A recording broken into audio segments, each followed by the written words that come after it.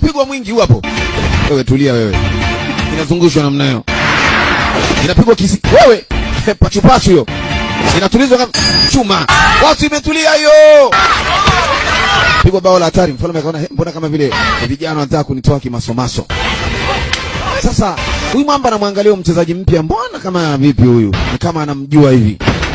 Bendera moja inamia upande huu. Kisigi hicho baba umekiona? Hichi kisigino ni hatari, hata kile cha chama kioni ndani. Mama anasoma ramani, niweke wapi mali?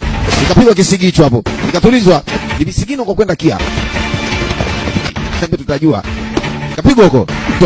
Chuma. Aya. Watu.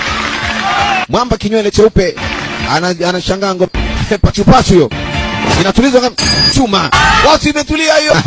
Hichi kisigino ni hatari, hata kile cha chama kioni ndani. Mama anasoma ramani, niweke wapi mali? Nikapigwa kisigi hicho hapo. Nikatulizwa. Ni visigino kwa kwenda kia. Nikarudishwa. Chuma. Aya. Watu nne hiyo. Ngoma ni nne. Basi ndio hivyo, machozi ya samaki yanaendaga na maji. Hakuna kumfuta Taliani machozi. Akaona bora tumalizie kazi hapa. Chuma. Watu imetulia hiyo. Haya. Raia wa hatari. Kama nchi ya kwao wakae peke yao. Nasema kabisa kiongozi Mama Samia, kama nchi ya kwao Yanga wakae peke yao, sisi tuondoke. Kwa nini wanatuonea sisi?